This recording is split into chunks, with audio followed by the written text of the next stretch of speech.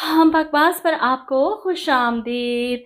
खुदसर ड्रामे की अगली किस्त में आप देखेंगे कि शाज़मा की असलियत आखिरकार ज़ीशान के सामने आ ही गई और सबके सामने वो शाज़मा के मुंह पर थप्पड़ मारता है। शाज़मा भी फ़ौरन अपने जुर्म का एतराफ़ करते हुए कहती है, हाँ, मैंने जानबूझकर अफ़ान भाई की कॉल नहीं उठाई और हरीम के मैसेज को इग्नोर किया क्योंकि मुझे लगा ये लोग ड्रामा कर रहे हैं खाला जान की बीमारी का। मुझे क्या पता था कि सच में खाला जान चली जाएंगी। शाज़मा की बातें ज़ीशान की बर्दाश्त से बाहर हो जाती हैं। ऐसे में गुस्से में वो तलाक ना दे दे, इसलिए अफ़ान इसे अंदर ले जाता है और शाज़मा को इसकी माँ के साथ उसके घर भिजवा दिया जाता है। अभी भी इसकी माँ इसी की साइड ले रही हैं कि मेरी बेटी को कैसे सबके सामने थप्पड़ मार दिया ज़ीशान ने, इतना गलत किया मेरी बेटी के साथ। इस पर दाइम भी कहता है कि आप शाज़मा को सही कैसे कह सकती हैं, इसने इतना बुरा किया खालाजान के साथ, ज़ीशान के साथ, और आप अभी भी शाज़मा की साइड ले रही हैं। ऐसे में शाज़मा वहाँ आकर दाइम पर चिल्लाती है, चुप क्यों कर गए?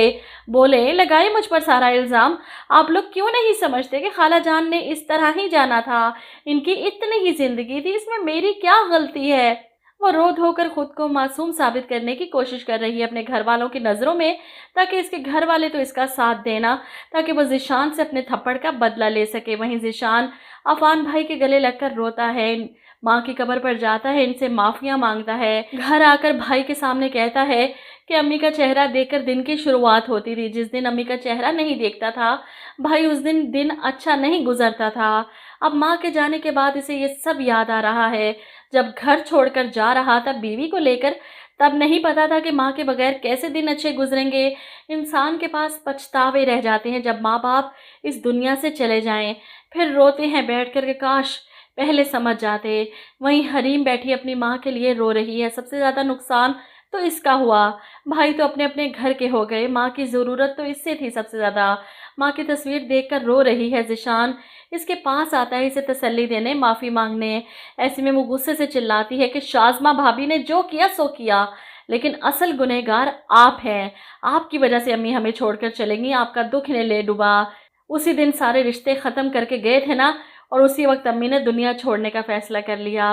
वहीं दूसरी तरफ शाज़मा किसी तौर पर भी समझने को तैयार नहीं। अपनी माँ से कहती है कि ज़ीशान ने मेरे साथ अच्छा नहीं किया, और जो कुछ अमरीन और हरीम ने किया ना, इन दोनों को तो मैं ऐसा सबक सिखाऊंगी ना, याद रखेंगी। ऐसे में दाइम इस पर चिल्लाता है कि अपने दिमाग को ठंडा रखो, तुम्हारे इसी एटीट्यूड की वजह से आज नौबत यहाँ तक पहुँच चुकी है। जिस पर शाज़मा भी अपना फ़ैसला सुनाती है कि जब तक ज़ीशान मुझसे आकर माफ़ी नहीं मांगेगा, मैं आप लोगों को यहाँ से नहीं जाने दूंगी और ना ही इस घर से जाऊंगी।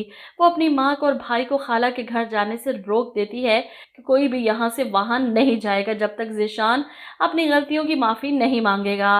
वहीं दूसरी तरफ ज़ीशान को यूँ परेशान देखकर सोनिया इसकी दिलजोई करने की कोशिश करती है कि जो बीत गया आप उसे बदल नहीं सकते, लेकिन ये जो लम्हे आपके हाथ में हैं, आप इन्हें तो बेहतर बना सकते हैं। वो इस वक्त यहीं पर मौजूद है। कभी हरीम की दिलजोई करती है, कभी अमरीन भाभी का हाथ बटाती है, सबको संभाल रही है, तसल्लियाँ दे रही है। और इसी बात का शाज़मा को अच्छे से पता है कि सोनिया उस दिन से वहीं पर मौजूद है, इसीलिए फ़ोन करके इसे डराती धमकाती है। तुम्हें क्या लगता है कि मैं वहाँ नहीं हूँ तो तुम्हारा चांस बन जाएगा? सोनिया शाज़मा की बात सुनकर गुस्से में आ जाती है, लेकिन शाज़मा तो किसी एक को बख्शने वाली नहीं, हर एक से बैर पाल रखा है इसने, यहाँ तक कि अपनी सगी बहन को भी किसी खातिर में नहीं लाती। वो इसे समझाने की कोशिश करती है तो उल्टा कहती है कि मुझे अगले को सबक सिखाना बहुत अच्छे तरीके से आता है।